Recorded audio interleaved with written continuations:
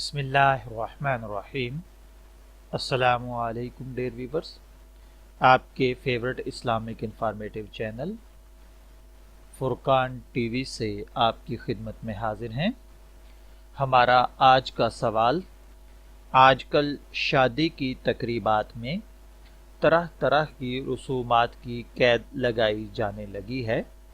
मालूम नहीं ये कहाँ से आई हैं, लेकिन अगर इन बातों से मना कर दिया जाए तो लोग जवाब देते हैं कि नए नए मौलवी नए नए फतवे लगाते हैं, जिनमें से एक ये भी है कि दुल्हन को शादी से चंद दिन पहले पीले कलर का जोड़ा पहनाकर घर के किसी एक अंदरूनी कोने में बिठा दिया जाता है।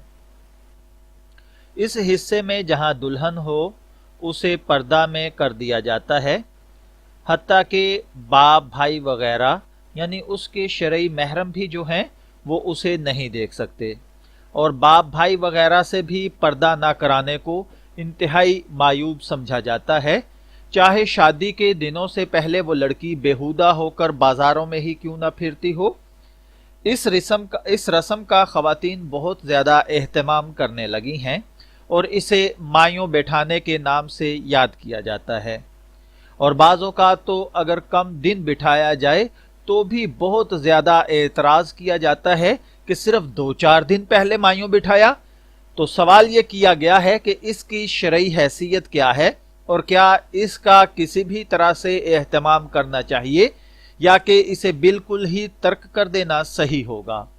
तो मेरे भाइयों, हकीकत ये है कि मायों बिठाने की रस्म की शरई हैसियत या इसकी हकीकत कुछ भी नहीं है।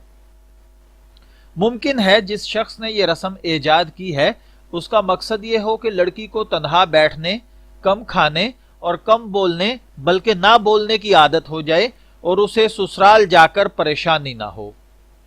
या फिर बाज औरतों के नजदीक ये है कि उनको साए में जब अंदर बिठाया जाता है तो वो शादी के करीब उन पर कोई जिन्नात वगैरह या कोई इस तरह के असरात होने का खतरा होता है, वो उनसे महफूज रहती हैं।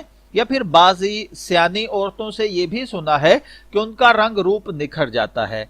बहरहाल कुछ भी हो, आप खुद इस बात को सोचिए कि इसको जरूरी समझना, उसका भाई बहनों से, माँ बाप से या भाइयों से, रिश्तेदारों से पर्दा करवा देना, हाँ अगर वो गैर महरम हैं तो पर्दा जरूरी है, लेकिन महरम जैसे भाई, बाप, चचा, मामू से पर्दा करा देना निहायत बेहुदा बात है।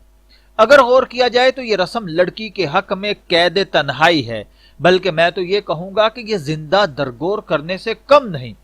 ताज्जुब है कि आज जब औरत अपने लिए नए नए नारे और हुकूक निस्वा के नाम से नए नए हुकूक हासिल करने की दौड़ में मस्त है और लगी हुई है, तो वो इस रोशनी के जमाने में तारीख दौर की ये रस्म अपने सीने से क्यों लगाए हुए है। और फिर मैं तो इस पर और भी ज्यादा परेशान होता हूं कि ये मेरी मुसलमान बहनों को इसमें कोई कबाहत ही नजर नहीं आती, हालांकि ये सरासर शुरू से आखिर तक गैर इस्लामी रस्म है। मैं दुआ गो हूं कि अल्लाह ताला हमें इन बातों को समझने की और इन पर अमल करने की तौफीक अता फरमाए। इजाजत चाहेंगे, फिर मिलेंगे किसी नए इंफॉर्मेटिव सवाल के साथ। तब तक के लिए अल्लाह हाफिज।